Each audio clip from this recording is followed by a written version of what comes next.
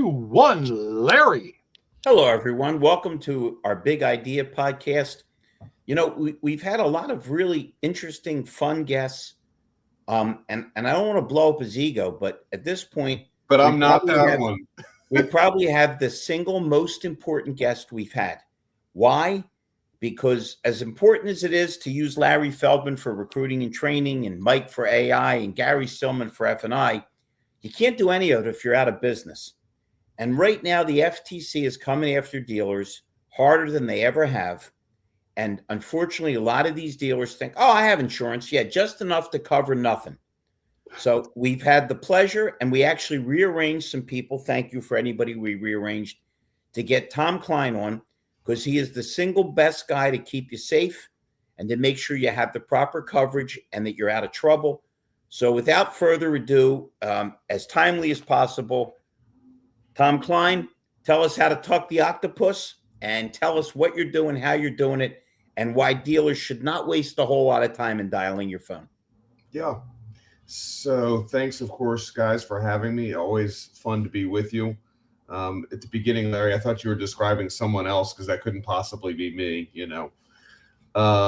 So for those who don't know, the FTC sent warning letters out to 97 dealer groups saying that their advertising is deceptive. And there's a lot of reasons why advertising can be deceptive. Not 5 minutes ago, my wife and I are looking at a car, and we clicked on an ad that showed the car for $48,000. And when we got to the dealer's website, as soon as we clicked it, it showed $52,000. So, you know, ouch.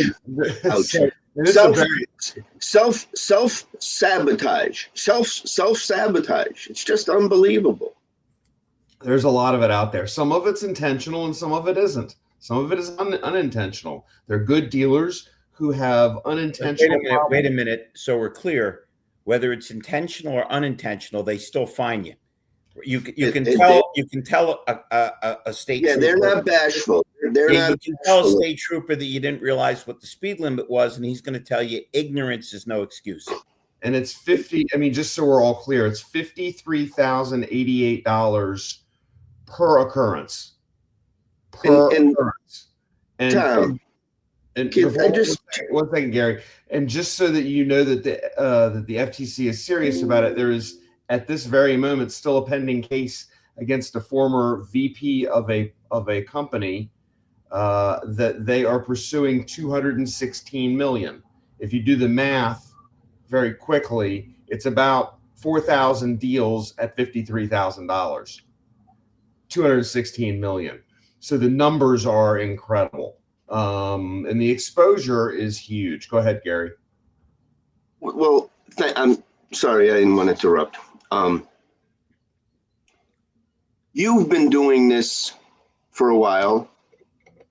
I've been paralleling it for a long time myself. And for the audience that's watching today, and we hope that this can get broadcasted throughout many places, is we don't want to sit here for a half an hour telling you what you're doing wrong. You know what you should be doing and what you're not doing. And now it's really the consumer is now driving the behavior. Is that if you're not going to do it fair, concise, they're going to abandon you. So thank you for coming on and talking about it, because it's time, everybody. I mean, we don't want to be, the ones just saying Chicken Little. I mean, this is you're seeing the results now, and it's putting good dealers out of business. So, it's simple stuff. It's not complex. And so please continue to spell out the basics, because it's the basics that everybody has to do to make sure they don't put themselves in bad positions. So, I mean, I'm thrilled to have you on here, Tom. There's going to be a lot of discussions about this, but we want dealers to be safe. We want dealers to operate in an honest, ethical manner and win back your local local community. The pathways wide open for consumers. They're looking for that dealer that's going to do it. And you see them transformation happening in a lot of stores, which is wonderful because we've been living in that, like the slack tide for a long time. So, this really goes back to the golden rule, and dealers should consider shopping their own websites to see what the experience is like. It's not just dealerships that are getting hit here. The FTC has gone after Express Scripts in the pharmaceutical business. Of course, Live Nation. Who doesn't love to hate Live Nation, right? I mean, I love at the end when I get a convenience fee. I love my convenience fee, right? For 15% or whatever it is of the ticket price, where you get nothing. It's nothing convenient. Yeah. It's certainly not convenient. The app sucks. You want it. You don't care about it. I mean, and so that's the kind of thing. That's the kind of transparency. It's you know what? We have the wrong guest on. We should have the guy that wrote 1984, because if that's not double speak, you get charged a convenience fee for being inconvenient. Right. Well, it's crazy. Interesting how we got to this point, but that's a huge topic that's being talked about right now. Is that the one of the things, and I know you're going to clarify this, is your ads, and if you're not putting in your doc fee and you're not putting everything, so I don't want to get ahead of myself. So Tom, but that's a huge part of what just transpired. That's right. Well, let's go back a little further. I have a little bit of inside information, and you know, the dealers, and I can't confirm this, but I think the dealers who got letters were those dealers who had the most customer complaints at the Federal Trade Commission and at the AG level. My understanding is that the FTC reached out to the AGs, again, unconfirmed. I like to be clear about what I absolutely know and what I don't. This is unconfirmed. And they reached out to the AGs and said, hey, who are your top dealership problems? And what kind of problems are you hearing about? And then the AGs responded, and 97 dealership groups later. And that's really as simple as it is. And as I've espoused my whole career, you have to take care of your customer problems or you will have regulatory problems. You have to take care of, similarly, you have to take care of your employee problems in the same way. I'm not saying that you have to roll over and give everybody everything they want. There's certainly a way to do it properly and a way to resolve customer problems and make sure that you don't have regulatory issues by resolving them first. And the first is you can't have deceptive ads. And we can talk for hours about what deceptive ads are, but the FTC did outline 6 different ways that they were particularly looking at it. And I don't know that we really have time during the broadcast to go through all 6, but it's readily available on the internet. As they say years ago, you can't lie, steal, and cheat. And if you do that, you're going to get in trouble. So don't lie, steal, or cheat. And as that great used car manager Abe Lincoln said, you can't fool all the people all the time. Well, that's like another quote I'm taking as a former bartender. I don't drink, I don't smoke, and I don't swear. God damn it, I left my cigarettes in the bar. Of course. It's that insane. Of course. All right, so we're a little unhinged today, but that's okay. That's what makes the show fun. Tom, what do you see as primary problems?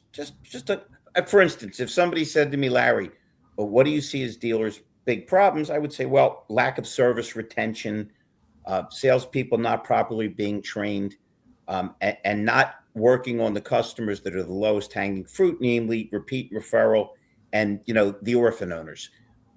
What do you see as the couple? Like if it was 2 years ago when I first met you, we talked about, I go into dealerships all over the country and I still see licenses laying on desks, and you couldn't have a dumber thing to do because it's such an easy red flag, or not having the proper things on the window, whether it's a warranty or not. What are you seeing these days? 1, 2, or 3 things that just make the hair on the back of your neck stick up and say, Boy, I'm glad I'm here to help this dealer.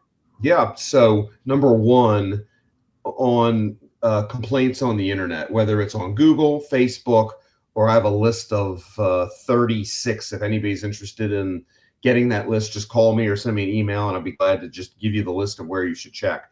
And the following message on those sites.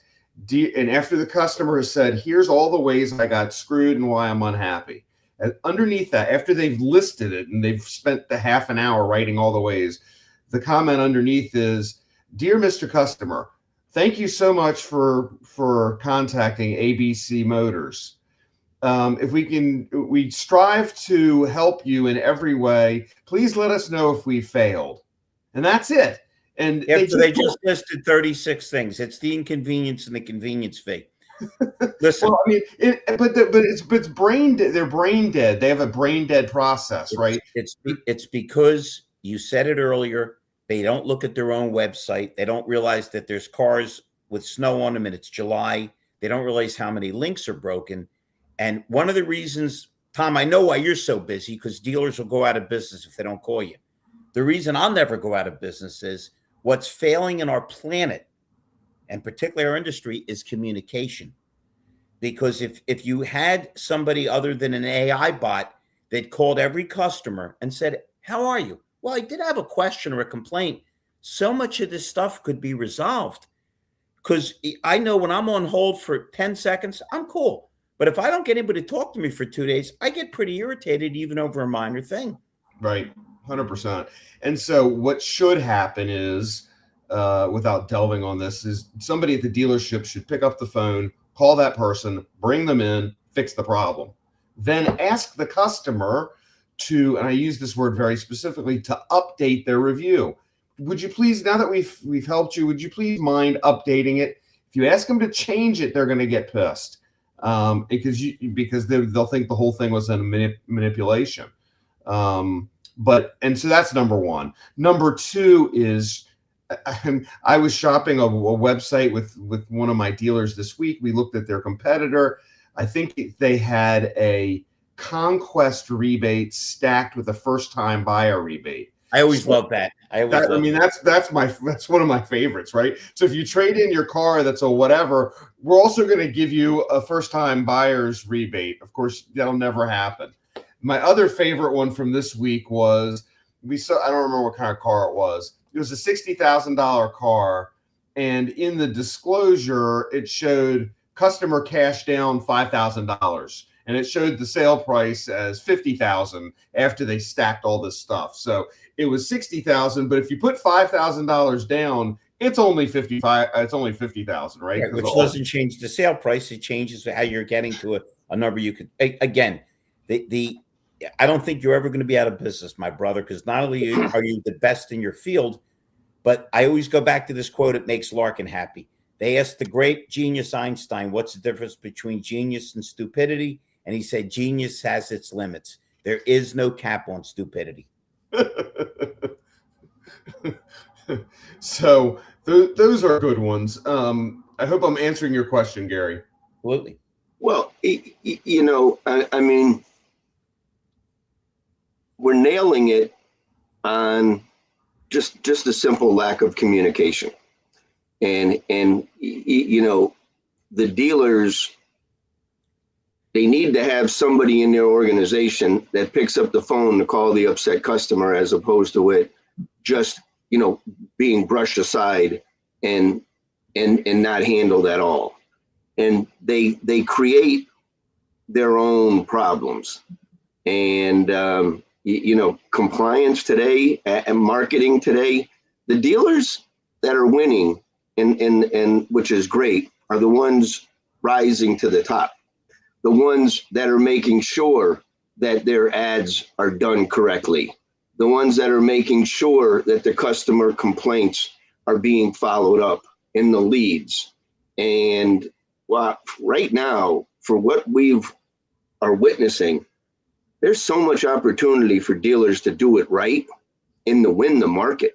And it's just being honest, ethical, nice, and That's what they got to just stop doing this stuff. I don't know how they continue year after year is to know that they're doing things wrong and they continue to do it anyways. The reason, Gary, is if you have a dog and you point, your dog never looks where you're pointing, he looks at your finger.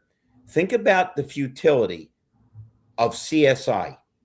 We will pay you as a salesman if your CSI is above the national average, and the dealership will get their money from the manufacturer if they're above. Shouldn't CSI be perfunctory in the sense that you always want to contact your customers and keep them happy so you can ask them for repeat referral business? So if we're that misguided that the only way we look to improve CSI is so we'll get paid from the factory, when really we should be worried about getting paid by our customers and keeping them happy. Correct, Tom? Right. Well, I mean, this really is, I mean, the biggest issue here is that the dealers are thinking is, how can I maintain my gross and still be compliant? What can I do to maintain gross and still be compliant? And there's lots of things that are going to happen in that realm, and there are lots yet to be discovered. And I think that the smart dealers, that's the question they're asking themselves right now. And they're also looking to their local markets to see who's doing what on, and you don't want to be the first. If you're most worried about gross, you're not going to be the first one in your area to be compliant, because you'll price yourself out, right, of everybody else, because the new guidelines say that if you have a dock fee or a processing fee, it has to be included in the advertised price. So there's going to be some people will run in and do it. Some people will wait. Some people won't do it at all. And so, you'll just, you have to, there is a kind of fine line as to when you're going to have to phase this in, because there's only a few states, like Georgia is one of the states, where you have to already advertise the processing fee or dock fee as a part of the advertised price. Now, the other realignment that dealers are going to have to think about is making sure that the advertised price on the website is the same price that's physically on the car. That's the same price the sales manager pencils. That's the same price that the BDC is giving when somebody says, how much is that vehicle? That's the same price when somebody calls in and says, how much is that car? They're getting the same price. One of the dealer groups the FTC is chewing on right now, the FTC did a survey of their customers and found out that 88% of those customers paid an average of $2,000 more than the advertised price on the website. So the FTC has the ability to scrape these prices from the website, and that's what they're doing. And they're comparing it to the sales data that they can easily get from the states, so they know how much sales tax you paid on the on the price. So when they show up, they'll already have it. They'll already have you in the bag, so to speak, because they will already scrape the prices from the websites and have seen that you have sold those vehicles for more than what the advertised price was. For anybody that hears barking, Tom brings his own government watchdog with him wherever he goes. That's Tom, actually. I got a quick question. For you. You gonna say something, Gary? I was going to say it's the mailman. Luke's going to go. I mean, Tucker's going to get my mail. I get it in pieces. So long as it bills. Mike. Quick question for you, Tom. We've talked before about how dealers can protect themselves on that first visit to an official. Is get a compliance officer or assign somebody to be a compliance officer. What percentage do you see any of them doing or pointing to a compliance officer? And do we agree, Tom, that the compliance officer wouldn't be $216 million? You could probably get him for like $188 million. It'd be a little cheaper. Yeah, that's a good deal. It's Friday afternoon, so everybody's taking a deal because they want to know what they're doing Monday morning.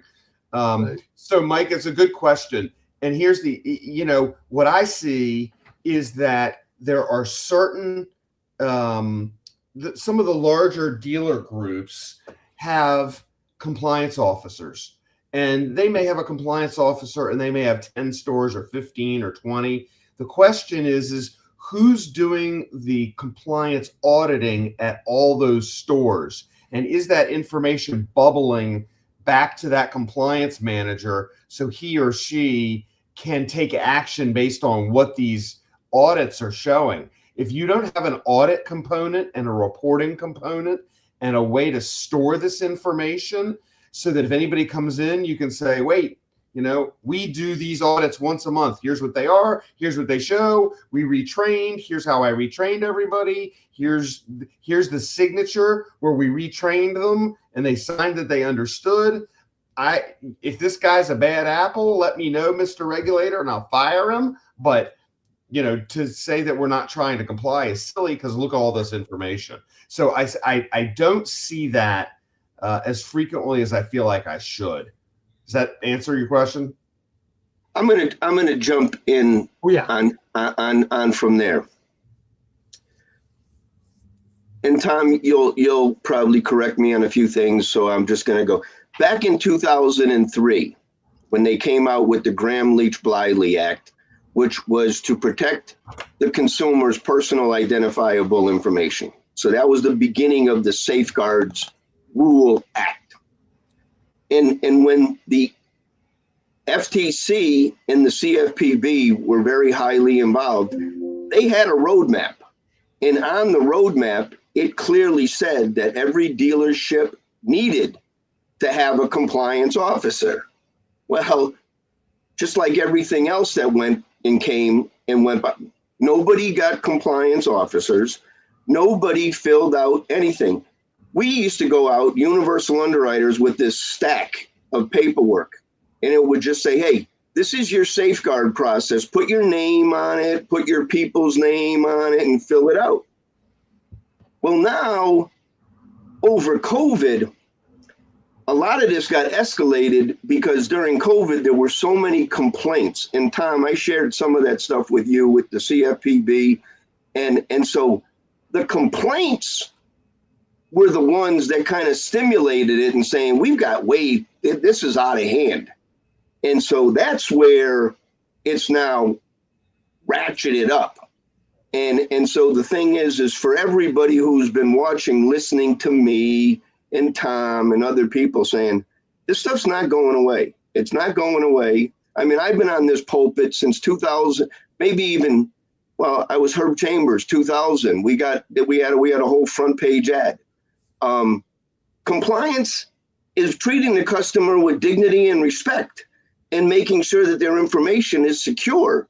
And this is the stuff that dealers think it's an option. And today the government's saying it's not an option. They passed laws, and Tom, if you could please share what UDAP is and how UDAP falls into everything of all the things that everybody thinks that they're Teflon and that they're not going to get sued on a bank and they're not going to get here and they're not going to get there.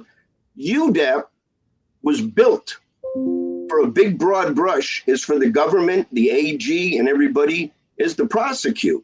So I know I just went off on a little pulpit, but Tom, if you could talk about UDAP and tell it's not going away and it's not getting easier.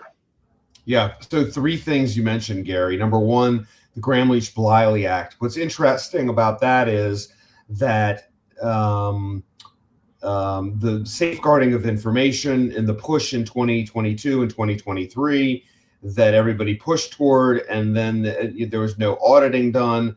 My belief is that when the FTC goes in to audit these deceptive ads and practices, they're going to say, oh, by the way, let me see your Gramm-Leach-Bliley. Let me see why are there 9 different desks that have PII on them, and they're going to hammer people at the same time. Right. It'll be those will be the laws on the books, and where are they? We're checking it now. We're checking it now, and they're gonna check people who are going in on customer complaints anyway. Right. So okay. when they get hit, they're gonna get hit hard. So that was number Tom, 1. do everybody out here a favor. Tell them exactly what you do. I'm a Sure. dealer and I hire you. Tell me what you're going to bring to the table to keep me from getting in trouble. I'm like a fractional compliance and risk consultant. So I'm going to go in and I'm going to determine where your soft underbelly is, where you're exposed, what items you're not complying with, whether you have insurance for those things, and do you have enough limits, and are you overpaying for your insurance, and do you have a lot of claims, and where are the claims coming from, and could we put any policies and procedures in to stop the claims. So it's kind of from the entire dealership perspective. And remember, I'm a former dealer or reformed dealer. You can decide which. For 30 years, so I've sat. I understand I understand what's important and what's not. So that's what I do. Is I go in and help dealers sleep better at night. And that's my goal. So getting back to Gary's thing, so GLBA is number one. Number two, remember that the way that the FTC is going to come after you is the FTC Act, which was passed, I believe it was 1914. 1914. So it's well over 100 years old. And back then they said, don't be deceptive. Now we have the internet and other things they didn't have in 1914, and it's still the same act. That's still what we're working from. And number three, to answer your question about UDAP, UDAP stands for Unfair Deceptive Acts and Practices. And what that means is that any time that a plaintiff attorney or attorney general can allege that you're being deceptive, it hooks in a different set of laws, whether that's federal or state, that generally allows the plaintiff's lawyers to ask for either treble damages, which is damages times 3, however they can prove it, and or punitive damages. And the word punitive damages comes from the word punish, right? So how the lawyer proves that you should be punished for your behavior, and that punishment is a monetary fine. And so by having a lawyer express or file a claim under UDAP, they're doing that. Now, a lot of insurance policies, Gary, do not cover those deceptive acts and practices. And the lawyers know this, and they allege it, number one, because they can get more money. But number two, it puts pressure on the dealer, because when they don't have insurance that will cover some of these things, they can create more leverage and bump the dealer for more money. So yeah, that's really deeper, so deeper pockets. Deeper pockets. And thank you. I mean, there's a lot of moving pieces, and for the dealers today, it's technology should be the way that you can learn to protect your customers' information and do a much better job.